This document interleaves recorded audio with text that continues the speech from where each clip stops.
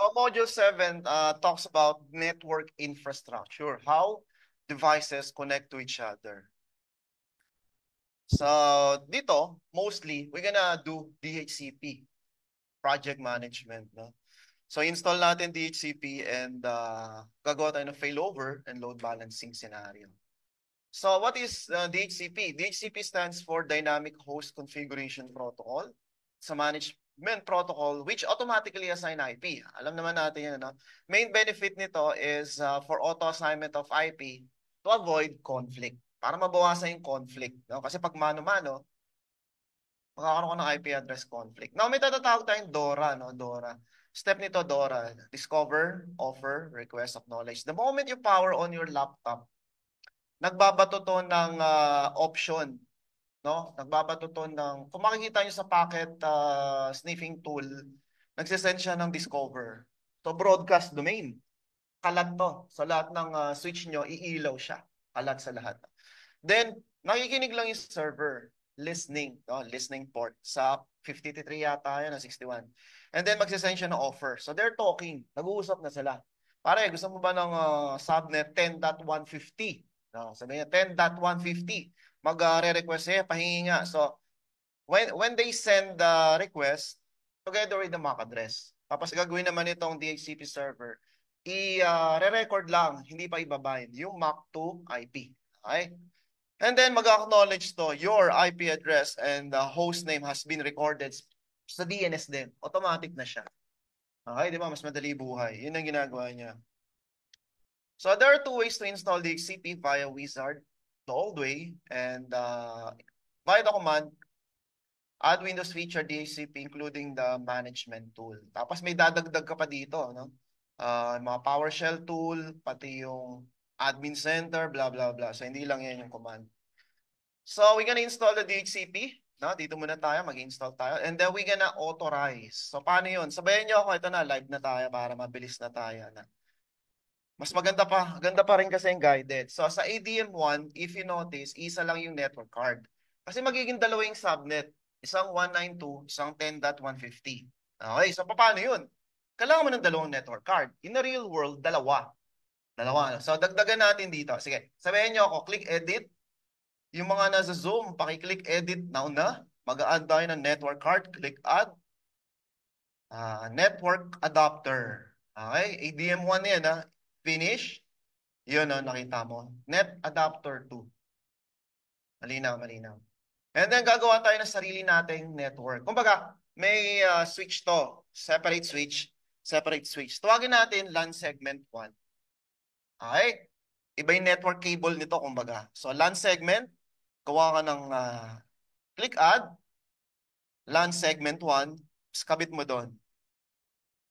Okay, okay. Yung mga nasa Zoom, na-follow ba? Na-follow ba? Kasi wala to sa instruction ng Microsoft. No? Build up to ng training lab kasi. Rob, Sir Rob, Kevin, Archie, Albert, Sir Robert Emerson. Yes, sir. Hindi kasi gagana yung lab natin pag walang network card. Yes, sir. Okay? Yes, sir. Okay na. Okay. Yes, sir. Click OK. Okay? LAN segment 1. So, yun na, dalawa yung net card. Power on mo na to. ADM1, power on mo na. Server 1, same thing. Same story. Alam niyo na. So, add. Network adapter. Finish. LAN segment 1 uli. Okay? May sariling network to, no? Network. So, does it mean one subnet, one network card? Hindi. One network card can have many subnet. No, pwede siya. Pero, kailangan mo na ng VLAN. Magpa-partition ka na. Wala tayong VLAN. Networking stuff na yun. No? Okay? Ang memory ng ating SVR1, gawin ninyong 3. Sa Zoom pala, 3. Sa Zoom 3, dito, kasi 16 gig kayo. Zoom kasi 12 gig lang eh. Sa dito, 4096 pare. Okay? 4 gig. Sa Office, 4 gig. Sa Zoom,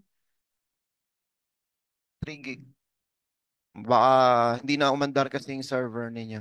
Ngayon ang client natin, pang test ng DHCP, server 2.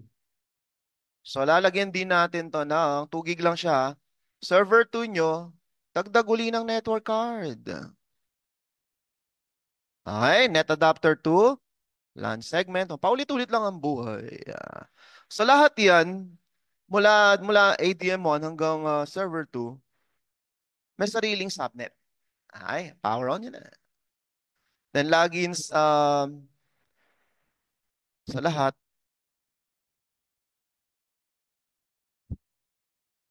Yan, no? So gumawa tayo ng sarili nating subnet.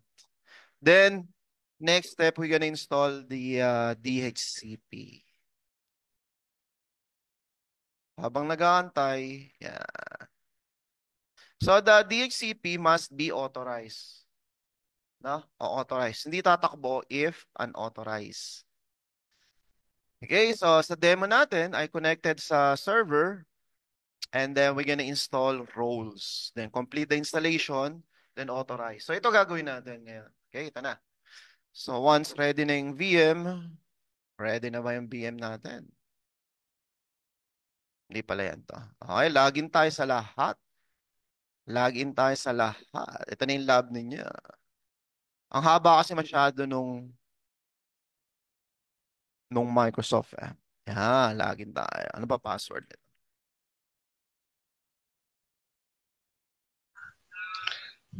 Sir Chris, yung mga PowerPoint ba magkakaroon kami ng copy?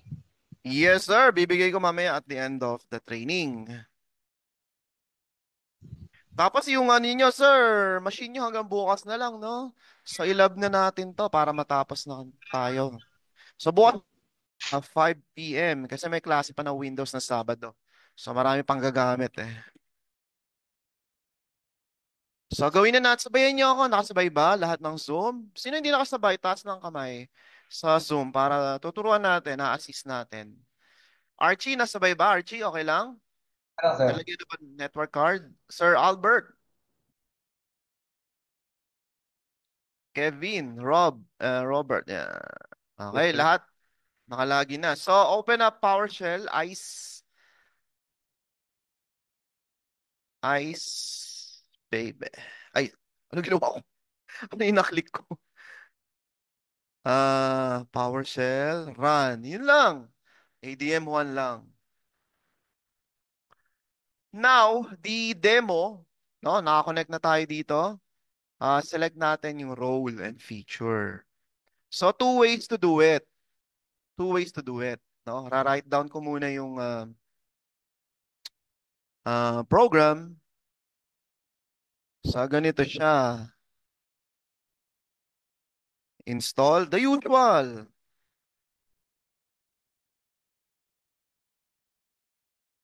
Install Windows feature.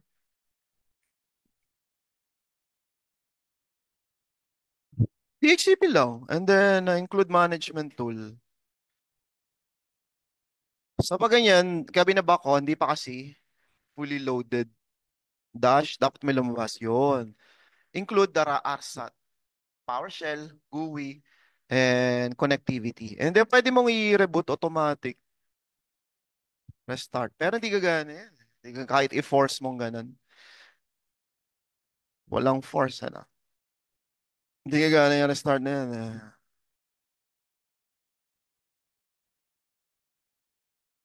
Okay.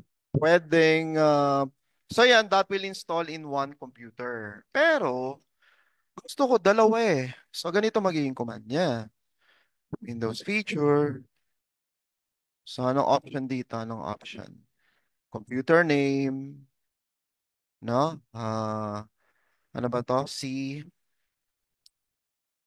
cm1.contoso.com, comma, csvr1 dash dot contoso.com, dhcp. Para may kulang, ano? Para may kulang.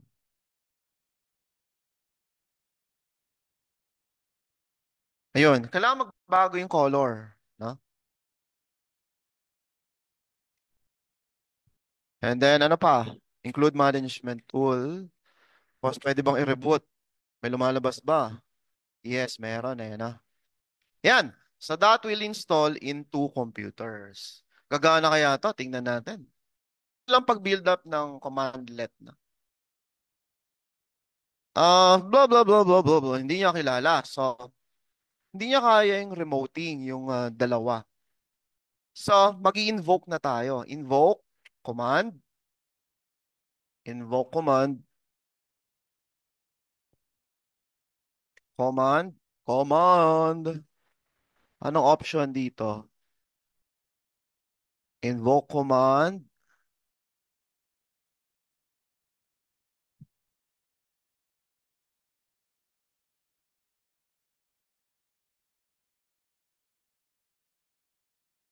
Babaguhin natin to, no? Restructure natin to.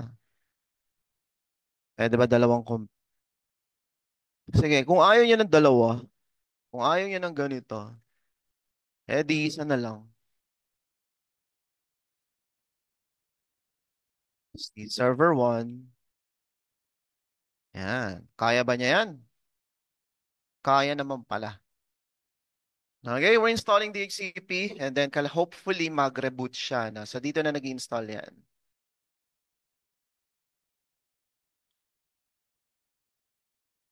Or the other way, ito naman yung second time, ganyan, role, yung usual.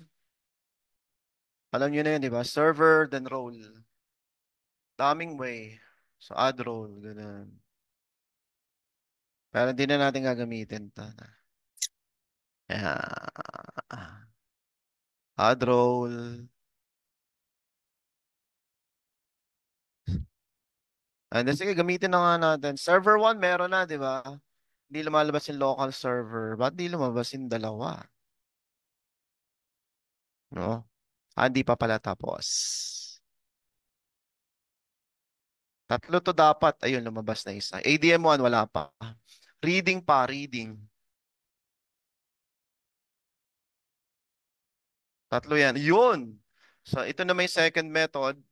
No? Second method to. In-install ko locally lang. Hanapin yung DHCP, yan. RSAT, that's the equivalent to minus include management tool. Yun yun. Add feature, next. Next. Tapos, restart the destination if done. Install. Install. Okay. So, ito na may commandlet. Tapos na ba? Hindi pa. Okay, done, done, done. Next, we need to authorize. So, dalawa yun, ano? Ito yung local para sa ADM1. Yung PowerShell naman para sa, ayun, ayan, para sa, yung PowerShell para sa dito. Okay.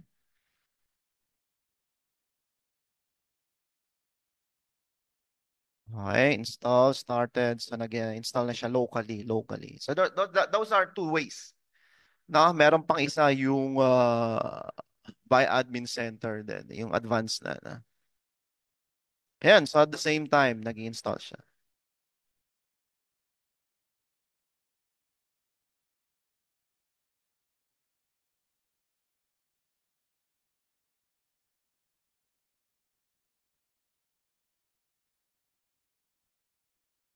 Done. So, step 2, kailangan nyo i-complete.